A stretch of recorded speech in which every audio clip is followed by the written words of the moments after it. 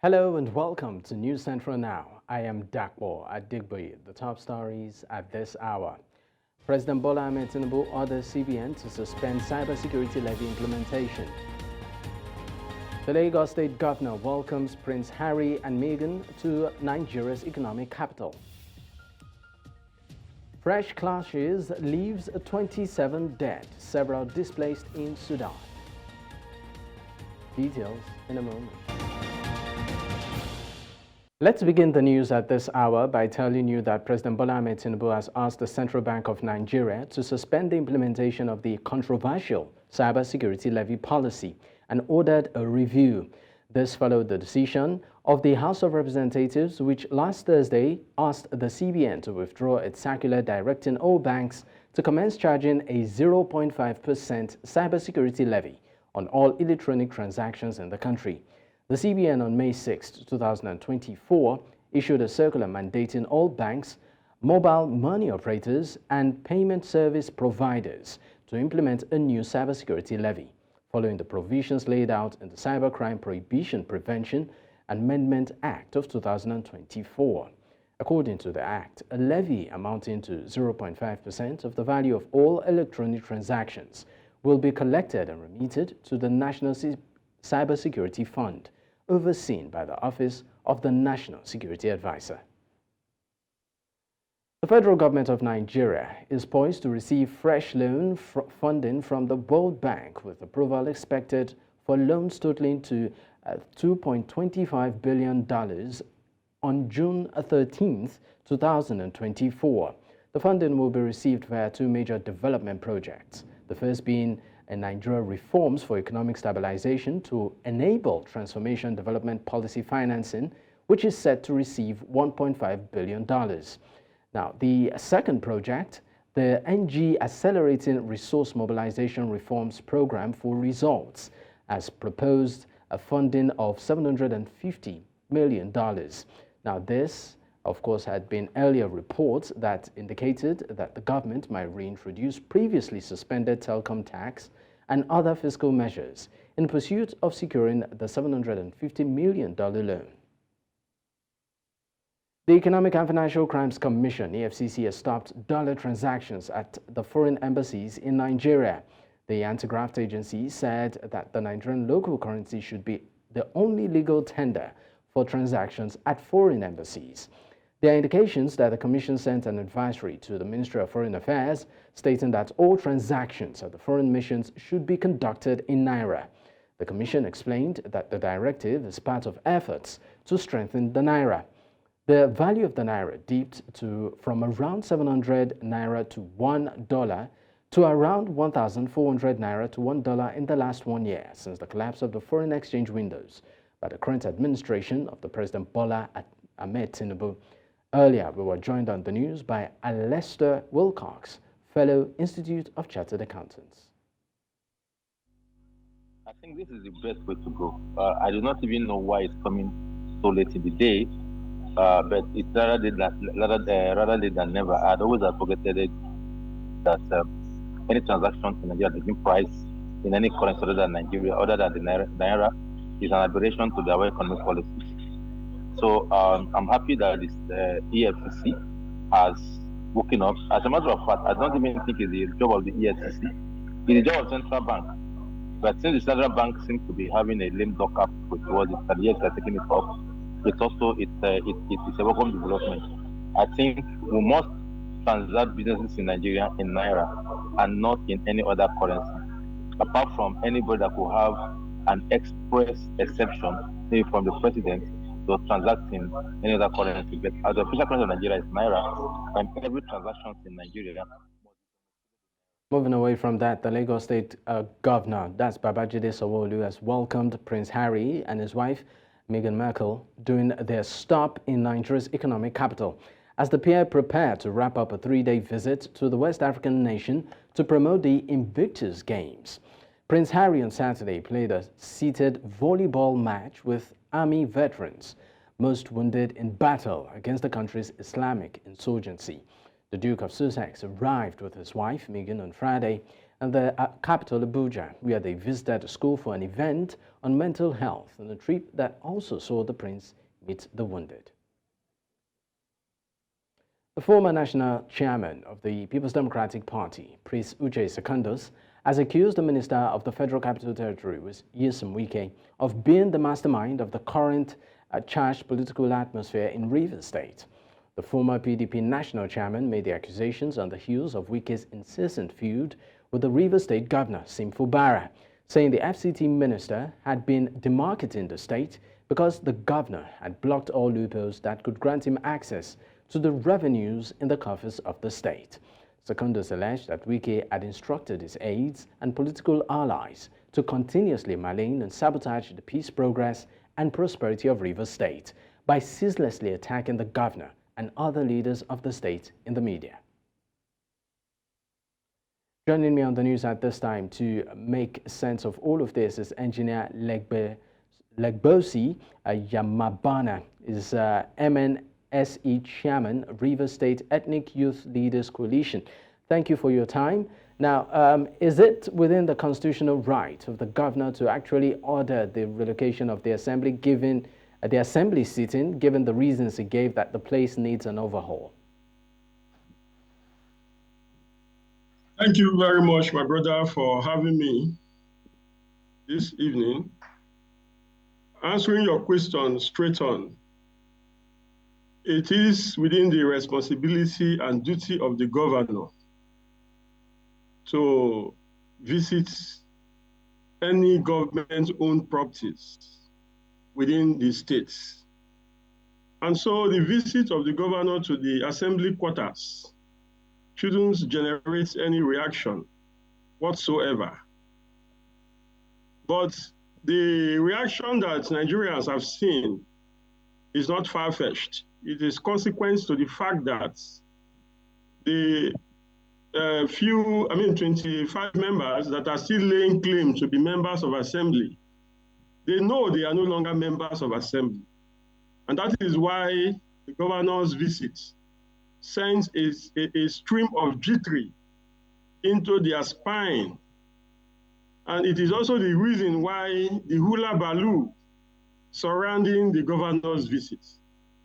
And that will not stop the governor from rebuilding that quarters if it has failed integrity tests, as referred to by the civil engineering world. Because if the assembly quarters is no longer habitable, the governor must step in. The purpose and primary reason for governance is to protect lives and properties. What if these assembly members are in their bedroom one day and that place collapses and crush them to death, God forbid? So the governor demands and deserves commendation other than this political blackmail that the former members of assembly, that is popularly referred to Beer Parlor Committee of Friends in Rivers State, are doing.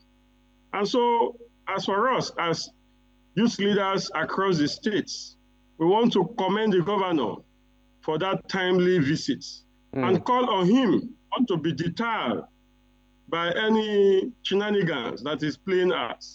If there's need for that assembly to be rehabilitated and refurbished, he should go about it with immediate alacrity. All right. I mean, interesting phrase you used there, but let me take you back to something you said. Now, Rivers State High Court in Port Harcourt granted an interim injunction restraining Pro-Wike's Speaker of the State House of Assembly, talking about Martin Amaole, and 24 other members from parading themselves as legislators. Now, you said that as of now, I mean, according to you, there are no more members of the House. But what becomes of their fate politically? Well, like the learned Sikh Femi Falana once said, they didn't seek wise counsel before they defected from the party that sponsored them into the House. And the Constitution of the Federal Republic of Nigeria, 1999, as amended, particularly Section 109, subsection 1G, is explicit by virtue of their resignation, it automatically means resignation. By virtue of their defection, rather, means resignation. They have resigned their membership of the House. So all they can do right now is to go back to their new party and wait when INEC come up with timetable for election. They can approach their party to contest to return if their party so wish to fill to them. Otherwise, they should stay their peace. They shouldn't cause any sort of crisis and violence in Rivers State because their body language and action stipulate and suggest that they are trying to, bring this state into unavoidable crisis. They are trying to bring this state into, Rivers people has resolved. They cannot cause crisis. So that is not an option for them. I have just told you the option that they can explore, which I think is the best option at this time. Nobody forced them to resign. They are adults. They took those decisions on their own. If someone forced them to resign, they should come and tell us. Because my brother, you see, there are precedents in this country. You remember the court once sacked 20 lawmakers in Cross River States and other legal precedents. The Supreme Court has deliberated and deliberated on this severally. If I were in their shoes ab initio, I could have consulted and seek legal and wise counsel. But they did this in a hurry, ostensibly to hoodwink the governor, not knowing that they were digging their own pits. So it is quite unfortunate. All right. Now, looking at all the drama and impasse happening between the governor and, of course, his predecessor, one will but wonder if at all of this, is sort of constituting a distraction for the governor in terms of governance and administration. Is that what, is obtainable? One could have thought so. But for the kind of governor we have in Rivers State, the man is not deterred. As I speak to you from about Tuesday this week, because today is Sunday, to early next month, there are activities lined up for the governor to mark his 1 year in office. Not mere activities, not fanfares. These are activities you can feel and touch. They are tangible, such as the commissioning of the Old Bory Road, the youth empowerment scheme, and a lot of other activities that are just too numerous to mention. So this governor has performed some magic in the polity of Nigeria that haven't been fought to the extent that his predecessor, his successor rather, predecessor, that is the former FCT minister, has fought him. He is still not deterred. He is still committed to serving the Rivers people and to deliver on his campaign promises to our people. And I want to tell you, because a lot of narratives are now going that the governor is anti the president. The governor, in 2023, during the electioneering period, came to all Rivers people when he went to all the local governments and appealed to us to vote for President Bola Tinubu. And in the face of this crisis, just recently, the governor has also called all stakeholders in the state, in Rivers State, and he has directed us in advance.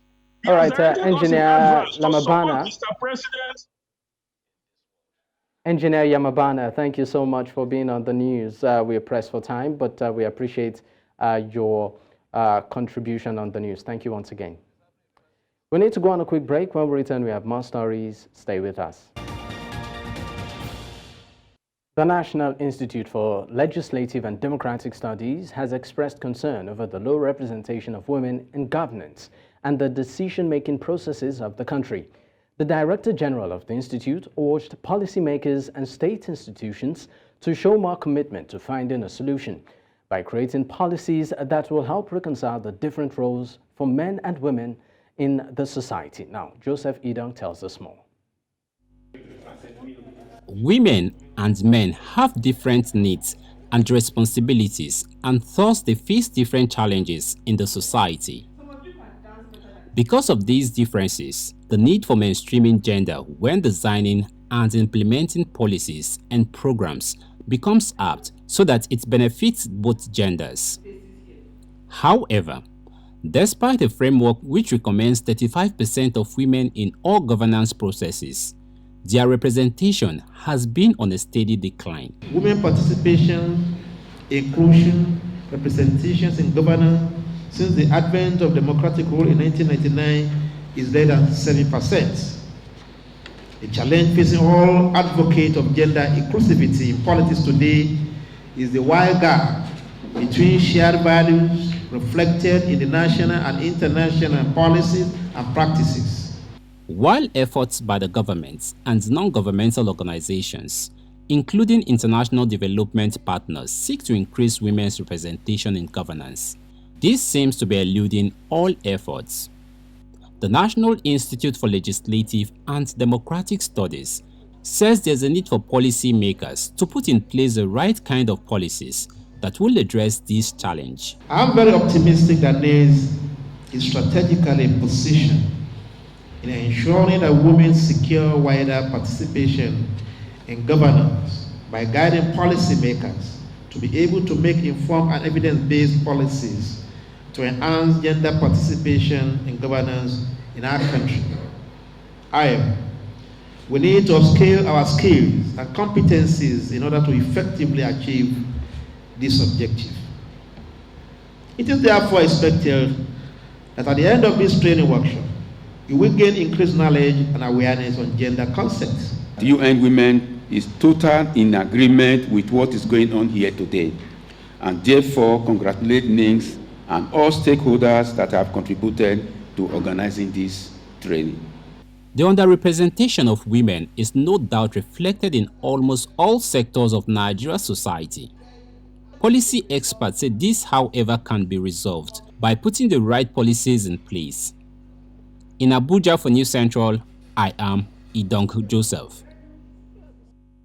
Nigeria's federal government has commended the partnership between Nigeria and the European Union. As the European mission to Nigeria and the ECOWAS marked the Europe Day celebration in Abuja.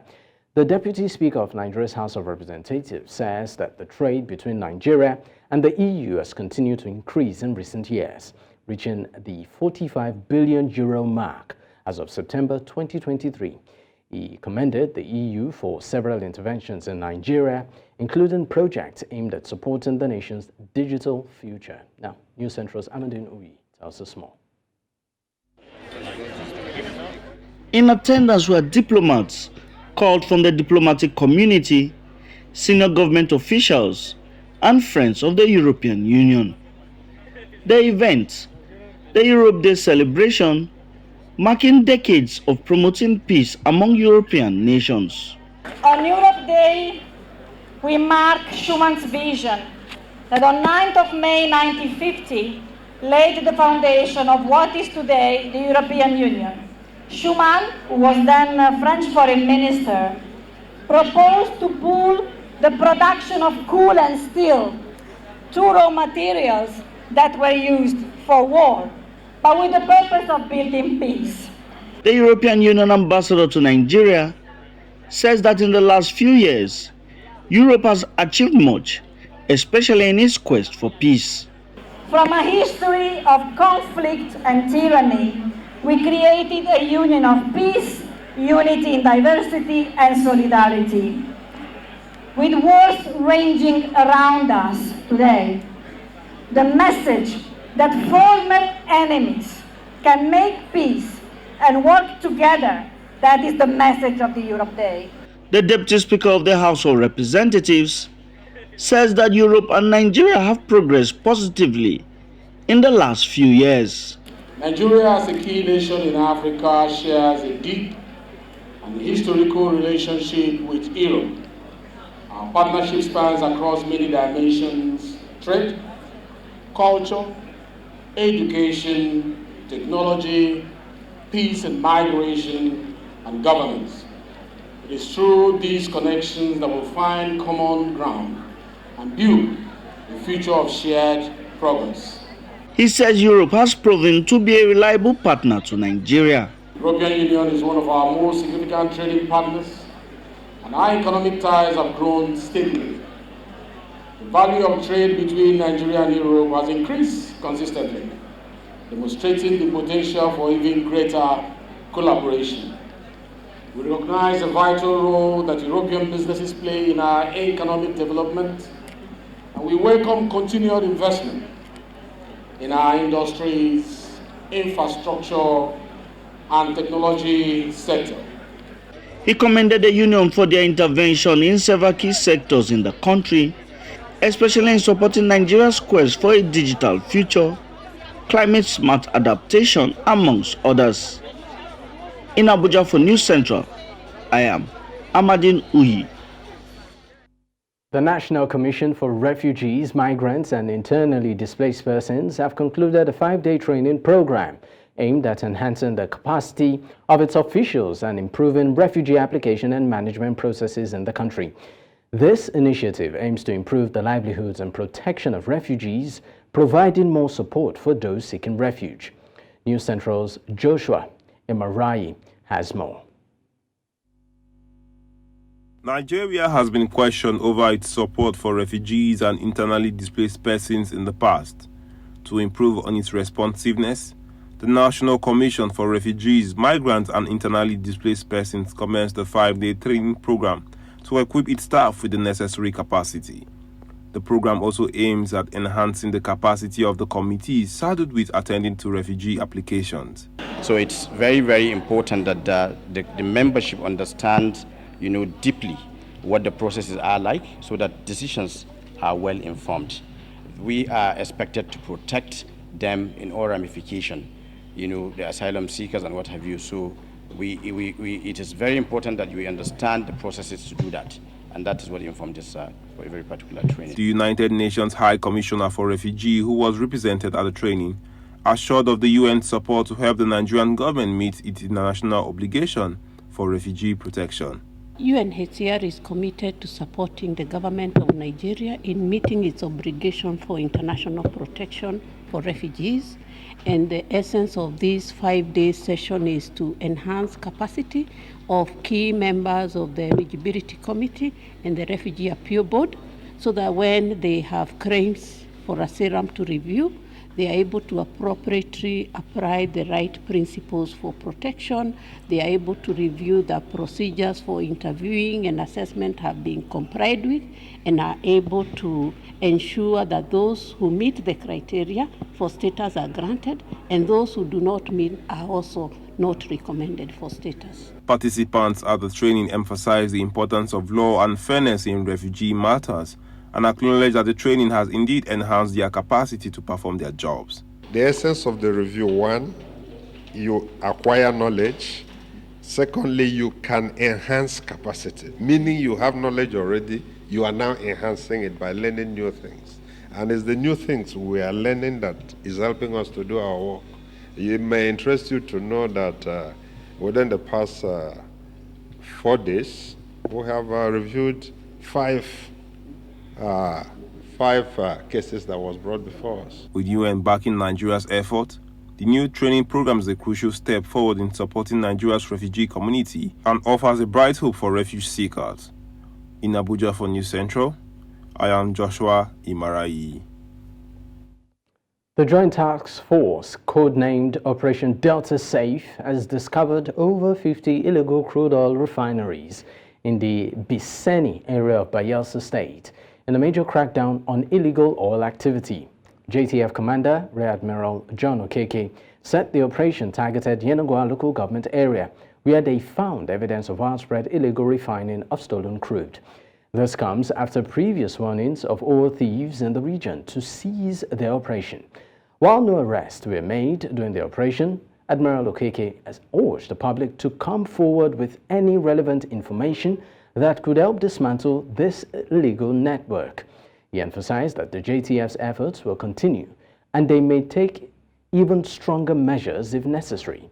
The JTF also uncovered a large storage pit believed to have been used to stockpile stolen crude for distribution to illegal refineries.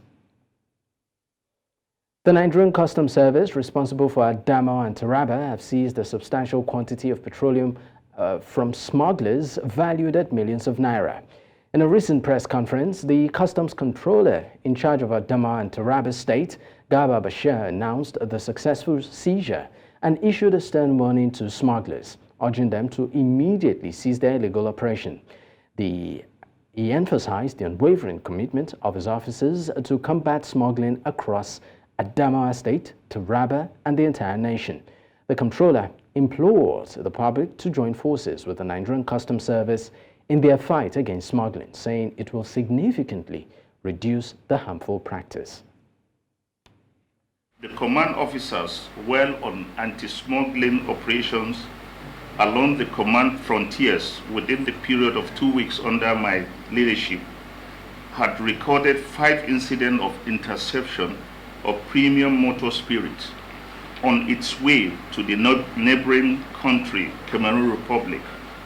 The intercepted and seized PMS plus the means of conveyance are valued at 10,871,496 naira, 25 kobo, as the duty paid value.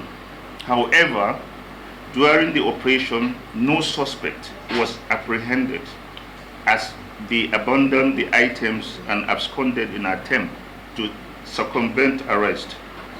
The seized items include the following: 12,435 liters of premium motor spirit packed in 491 jerry cans of 25 liters and 8 20 liters jerry cans.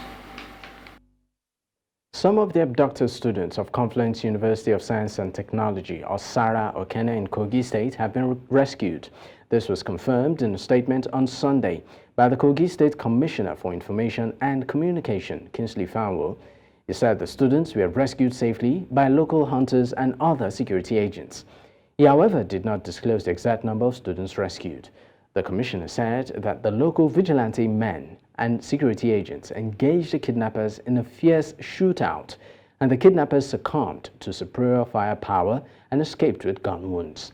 According to him, the kidnappers left the kidnapped students, who also ran in different directions to avoid being caught in the fire exchange.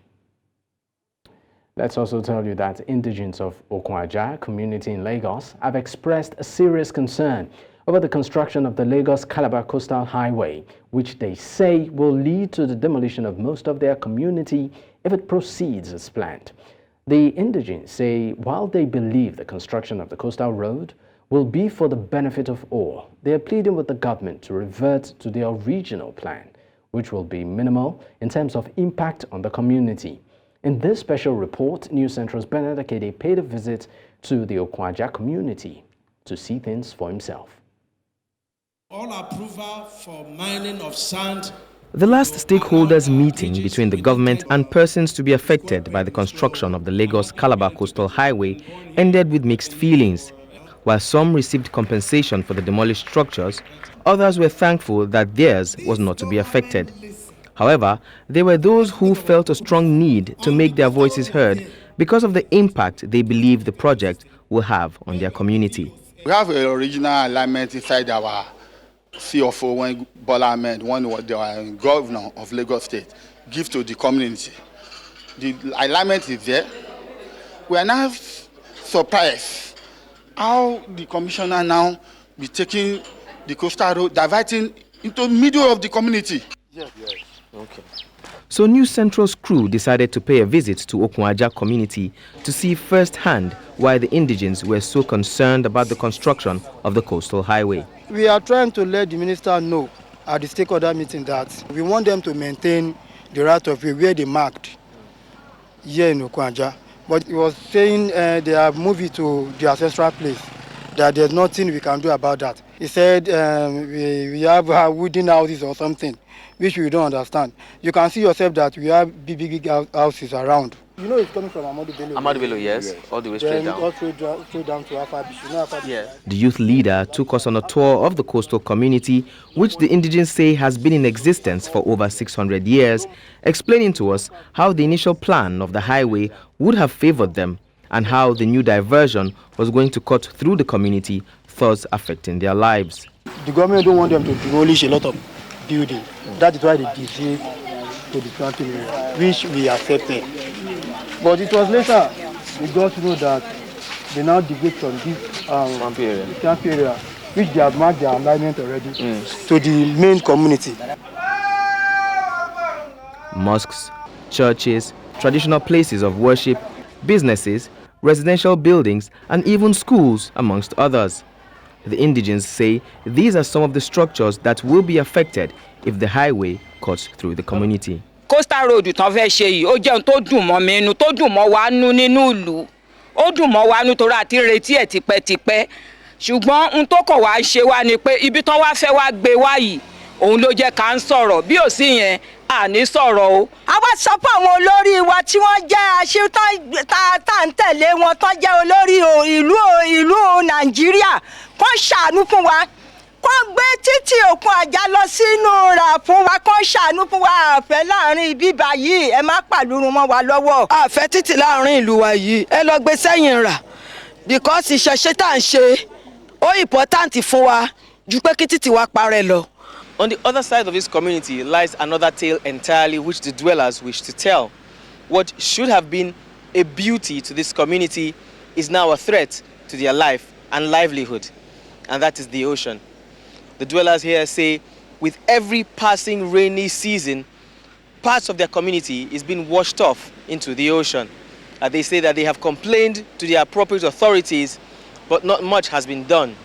And now, with the coastal road being built, they fear that on one side, the road will chop off part of their community, while on the other side, the community is being washed off into the ocean. The people here blame most of the ocean encroachment on sand dredging activities which may be related to the ongoing work at the Eco-Atlantic City, which can be seen from a distance. What we need from government is to come and assist us to dredge this ocean. Then the road that they want to construct, they should leave our community alone. They have come earlier before that they want to pass the swamp area. So they should help us to maintain that ocean side, the swamp side. Gbogbo ilé wọn lókun ti bàjẹ́, ọwọ́ náà dẹ̀ ni.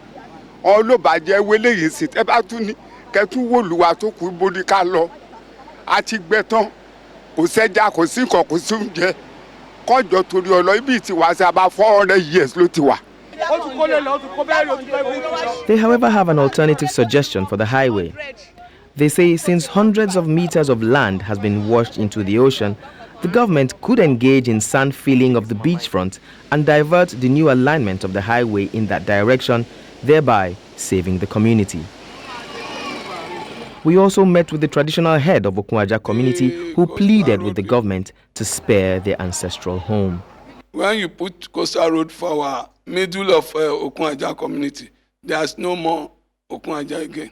So we appeal to federal government, most especially President Bola Tinubu, to help us tell the minister to move the coastal road inside our community, put it another place. According to the minister, regardless of where this coastal road will move to, people will still be affected. But for the people of Okun Àjà, they are saying that whatever happens in the construction of this coastal road, their ancestral home should please be saved. Whether or not they'll be compensated, all they are saying is that Okun Àjà should still remain on the face of Lagos. In Lagos for News Central, I'm Bernard Akede. Talking about the bane of development. Well, let's move to other news where solid waste management is a major problem in most developing nations, with Nigeria not exempted. In Lagos, the Oluososun dump site is a waste management site with both aesthetic and serious public health concerns. Now, News Central's Bettina Mweli tells us more. The Oluososun is a 100-acre dump site in Lagos State, Nigeria. It is the largest in Africa and one of the largest in the world. The site receives up to 10,000 tons of rubbish each day, and waste from around 500 container ships is also delivered to the site, adding a substantial portion of electronic waste. Around 500 homes exist at the site in shanty towns, occupied by residents who work at the dump, scavenging for scrap to sell. Open dumping is very common in developing countries like Nigeria and poses a risk to human health and the environment. Waste not properly managed has been known to have a negative impact on health, environment, and aesthetic values. So Olusosun was outskirts. Now, the population explosion has pushed people to move to the dump site. They came to meet the dump site there. Same thing with the one in Alimosho, Solus. Alimosho was outskirts back in the day. Even as recent as 2003, 2004. Going to Lasso, it was bush left and right. Now, the dump site that was bush is now full. It's now next to the second largest general hospital in Lagos. Right?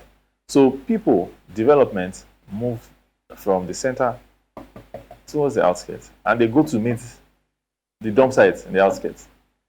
And now we're pushing the dump site away, which is okay.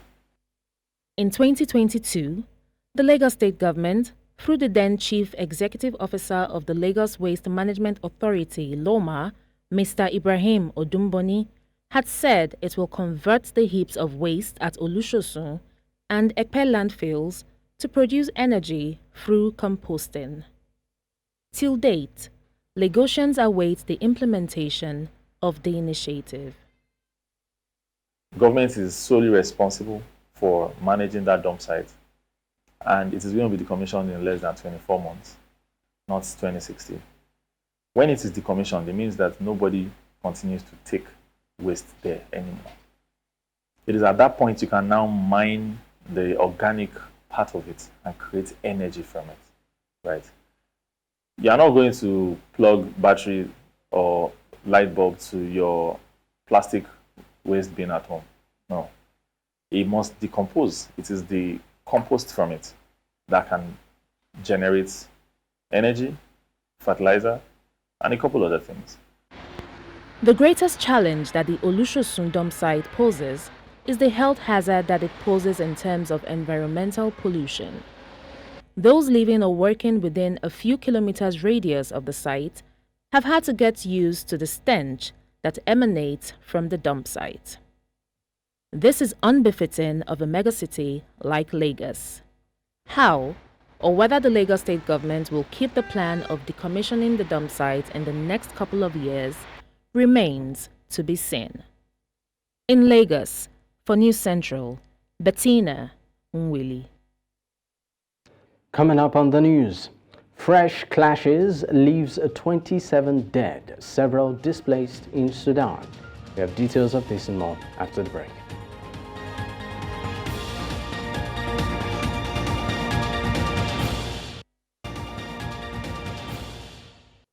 The United Nations said clashes reignited between the Sudanese army and rival paramilitaries earlier this week as the key Darfur town of El Fasher, killing at least 27 persons in one day.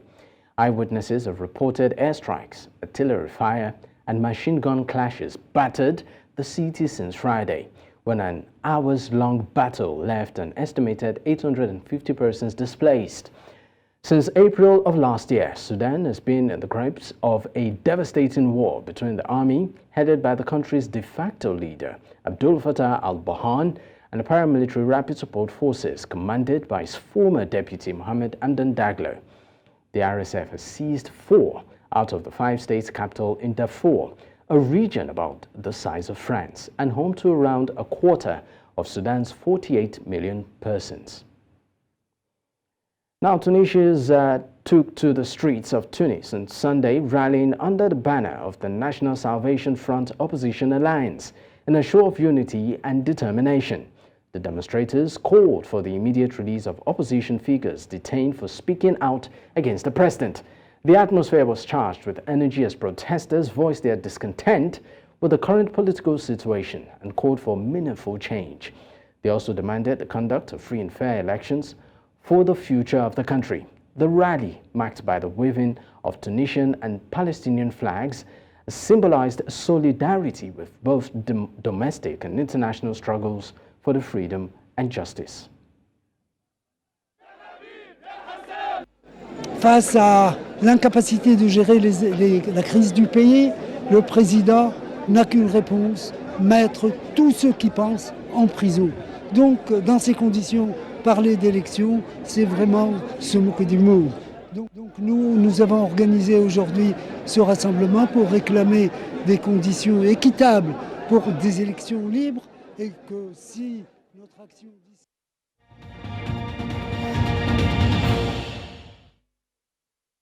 Residents of Indonesia's West Sumatra province clearing remains from the damage done to their village after flash floods and cold lava flow from a volcano hit the region, now killing at least 34 persons. Hours of heavy rain caused flooding in 2 districts in West Sumatra province on Saturday evening and sent sweeping ash and large rocks down Mount Merapi. West Sumatra Disaster Agency said 16 persons died in Agam district and 18 in Tanah Datar, with 18 persons injured overall. Kita berharap tidak bertambah lagi, tetapi pastinya yang 15 warga kita yang hilang itu kemungkinan juga sudah meninggal. Tetapi kita tidak akan berandai-andai kecuali nanti ada fakta yang ditemukan. Hujan terjadi di sekitaran Gunung Merapi dan ini mengakibatkan banjir lahar dingin dan banjir bandang di beberapa titik kecamatan di 2 kabupaten tersebut. Terjadi pada hari kemarin tanggal 11 Mei pukul 10 malam dan evakuasi.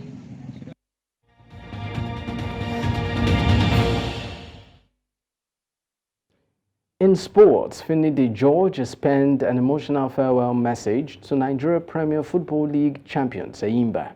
Finidi was recently appointed Super Eagles head coach after previously serving as an assistant under Jose Pesero. The 53-year-old will now leave the Aba Giants to concentrate on the Super Eagles job. In his farewell message, the new Super Eagles coach highlighted the challenges he faced in his first season, as well as the euphoria of winning the league in his second season. Despite winning the league, he made it clear that coaching the Aba-based team was no easy task and has been the most challenging job of his managerial career thus far. He further stated that he will not be finishing the season with his beloved club, but will continue to support the team going forward. Novak Djokovic has been knocked out of the Rome Open in the 3rd round on Sunday by Adriano Tabilo in a stunning 6-2, 6-3 defeat for the 24th time Grand Slam champion. Djokovic bid for record-extending 41st Masters 1000 title was ended in just over an hour by Chilean Tabilo, who is ranked 32nd in the world, but was hugely impressive and claimed his first win over a top 10 opponent. The 36-year-old was eliminated 2 days after being accidentally struck on the head by a bottle following a straightforward 2nd round win over Corentin Mouet. Now, it was subdued performance on a court where he has won 6 titles suggested he may have still been suffering from that blow, even if he laughed it off by wearing a cycling crash helmet to practice on Saturday. Australian Open champion cruised into the last 16 of the Rome Open on Sunday with a straight set victory over Diana at 6-4, 6-2. A second seed, Sabalenka, claimed the first win in 4 matches against Ukrainian Yamatsyka to set up a clash in the next round with Ida Elena, a 2-time winner at the Foro Italico or Anna Koronyaska. The 26-year-old Belarusian made short work of her play, dispatching her opponent in 1 hour and 28 minutes without dropping a service game and never looking into trouble. Wu never won in Rome, but is a two-time champion in the Madrid clay. Looks in good shape to at least match a 2022 run to the semi-finals.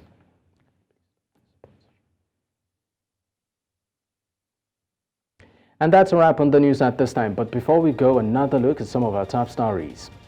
We told you that President Bola Tinubu ordered CBN to suspend cybersecurity levy implementation.